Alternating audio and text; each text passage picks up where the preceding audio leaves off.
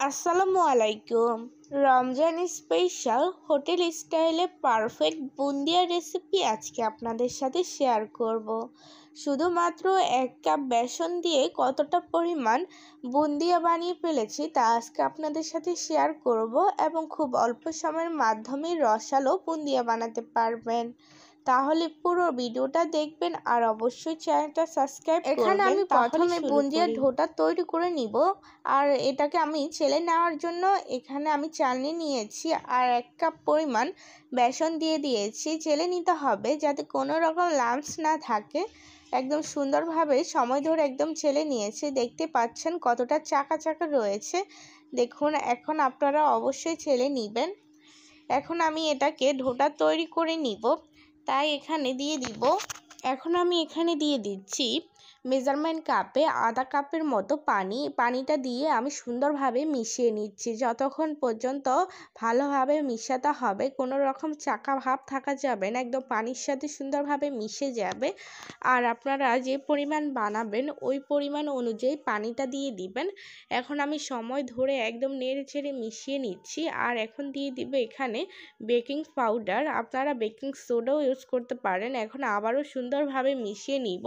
সময় ধরে এটাকে ভালোভাবে মিশিয়ে নিতে হবে। এটা কালারটা একটু চেঞ্জ হয়ে যাবে। দেখুন সময় ধরে দিয়ে দিচ্ছি। এখন ভালোভাবে নেওয়ার পর আর একটু পানি দিয়ে ডোটাকে একদম পাতলা করে নিতে হবে আর একদমই ভালোভাবে একদম মিশিয়ে নিতে হবে। দেখুন আর একটি কালার চলে আসবে, সাদা কালার, একদম সাদা একটি লালচে সাদা একটি কালার আসলে আপনারা বুঝতে পারবেন যে ডোটাটা সুন্দরভাবে মিশিয়ে নেওয়া হয়েছে। আপনাদের আমি ভালোভাবে দেখিয়ে দিচ্ছি। দেখুন কতটা সুন্দরভাবে আমি মিশিয়ে নিচ্ছি একদম মিহিভাবে।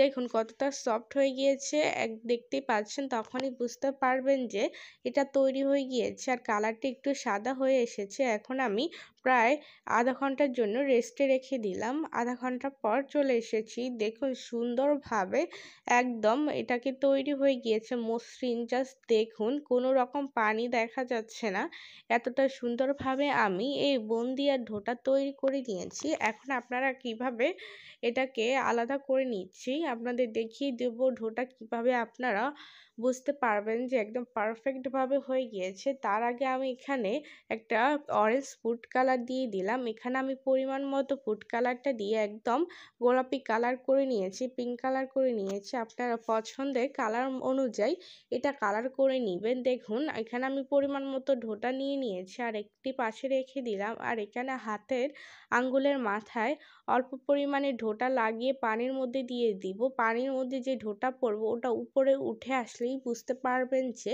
ডোটা পুরোপুরি পারফেক্টভাবে হয়ে গিয়েছে। দেখুন কতটা সুন্দরভাবে আমি দেখিয়ে দিলাম আপনাদের।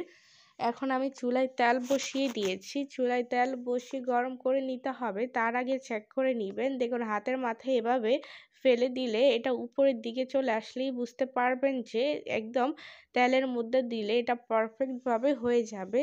আর দেখুন আপনাদের এখন আমি তৈরি করে দেখাবো। এখানে আমি 1 টেবিল চামচ উপর দিয়ে সুন্দরভাবে এভাবে দিয়ে দিচ্ছি যাতে পরিমাণ মতো সুন্দরভাবে হয়ে পড়ে। দেখতেই পাচ্ছেন এখানে আমি প্রথমে এটাকে তৈরি করে নিব। কোনো রকম কালার ইউজ করিনি, কালারগুলো পরে করে নিব। দেখুন আপনাদের কতটা ইজি প্রসেসে আমি এই বুন্দিয়া রেসিপিটা তৈরি করে নিয়েছি। পুরো রমজান মাসে আপনারা এভাবে বাসায় বানিয়ে খেতে পারবেন। দেখুন কোনো রকম বাহিরে যেতে হবে না। দেখুন আমি একদম নেড়ে ছেড়ে আস্তে আস্তে দিয়ে দিচ্ছি, এটা আস্তে আস্তে পড়ে যাবে। আর একদমই চামচকে বেশি একদম নাড়াবেন না, তা না হলে এগুলো গোল করে পড়বে না, একটু ছিটকে যাবে, এতে দেখতে ভালো লাগবে না। একটু কালার করে নেড়ে ছেড়ে ভেজে নিতে হবে। দেখুন আপনাদের দেখিয়ে দিচ্ছি, কালার করে ভেজে নেওয়ার পরে এরকম একটি কালার চলে এসেছে। এখন আমি তুলে নিব। দেখতেই পাচ্ছেন এভাবে আমি সাদা কালারের সবগুলো তৈরি করে নিয়েছি। এখন আমি কালার করা গুলো দিয়ে দিব। এখানে আমি দিয়ে দিচ্ছি, এখানে আমি পিঙ্ক কালারটা দিয়ে দিলাম। আপনারা পছন্দের কালার মতো ডোটা তৈরি করে নেবেন। এখন আমি পিঙ্ক কালারটাও উপর দিয়ে এখন সুন্দরভাবে বুন্দিয়াগুলো তৈরি করে নিব। দেখুন আস্তে আস্তে এগুলোকেও আমি তৈরি করে নিচ্ছি। আর সময় ধরে একটু সুন্দরভাবে এই বুন্দিয়াগুলো তৈরি করবেন, এতে খেতে খুবই ভালো লাগবে। দেখুন আমি একদম নেড়ে দেওয়ার পর অনেকটা পরিমাণ হয়ে গিয়েছে। এখন আমি একটু কালার করে ভেজে নিব যাতে সুন্দরভাবে মুচমুচে হয়। দেখুন অনেকটা পরিমাণ আমি একদম নেড়ে ছেড়ে ভেজে নিয়েছি, আর কালারটাই দেখতে পাচ্ছেন একটু গাঢ় হয়ে গিয়েছে। তখনই বুঝতে পারবেন যে বুন্দিয়াগুলো ভাজা হয়ে গিয়েছে। এখন আমি তুলে নিব। দেখুন জাস্ট দেখতে কতটাই না সুন্দর লাগছে। এভাবে অবশ্যই একবার হলেও বাসায় বানিয়েবেন। দেখুন এভাবে আমি সবগুলো বুন্দিয়া ভেজে নিব। সবগুলো বুন্দিয়া ভাজা হয়ে গিয়েছে। এখানে আমি সিরকা তৈরি করে নিব। এখানে আমি মেজারমেন্ট কাপে প্রায় ১ কাপের মতো পানি দিয়ে দিয়েছি, আর দিয়ে দিলাম ২ কাপের বা ১.৫ কাপের মতো পানি। এটাকে চিনি এবং পানিটা দিয়ে আমি সুন্দরভাবে নেড়ে ছেড়ে দিয়ে একদম ভালোভাবে চিনিটা গলে যাওয়া পর্যন্ত অপেক্ষা করতে হবে। দেখুন এরকম ফুটতে শুরু করলেই বুঝতে পারবেন যে সিরকাটা একদম তৈরি হয়ে গিয়েছে। এখন আমি এখানে দিয়ে দিলাম ভিনেগার। ভিনেগারটা দিয়ে এখন আমি নেড়ে চেড়ে দিচ্ছি।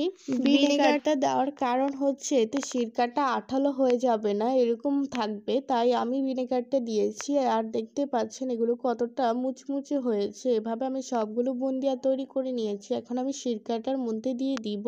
আর আপনাদের কাছে ভিনেগার না থাকলে লেবুর রসটাও দিতে পারেন। দেখুন এখন আমি নেড়ে চেড়ে সুন্দরভাবে লাগিয়ে নিব। এই সিরকার মধ্যে একদম চুবিয়ে নিচ্ছি।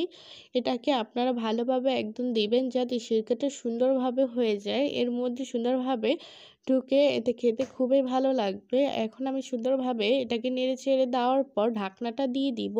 আর অবশ্যই আপনারা কিছুক্ষণ পর ৫-৬ মিনিট পর ঢাকনাটা তুলে নেড়ে ছেড়ে দিবেন যাতে কোনো রকম সিরকা না থেকে যায়। দেখুন আমি এখন একেবারে তুলে নিয়েছি ঢাকনা, কতটা দেখিয়ে দিচ্ছেন কতটা সুন্দরভাবে তৈরি হয়ে গেছে এবং আমার কোনো রকম সিরকা থাকেনি। এখন আমি এটাকে পরিবেশন করব, তার আগে আপনাদের দেখিয়ে দেই বুন্দিয়াগুলো কতটাই না রসালো হয়ে গিয়েছে। একদম একদম না টিপ দিতে এগুলোর থেকে একদম রসাটা বা সিরকাটা সুন্দরভাবে বের হয়ে আসছে। জাস্ট দেখুন আপনারা কতটা রসালো দেখা যাচ্ছে। এখন আমি পরিবেশন করলাম।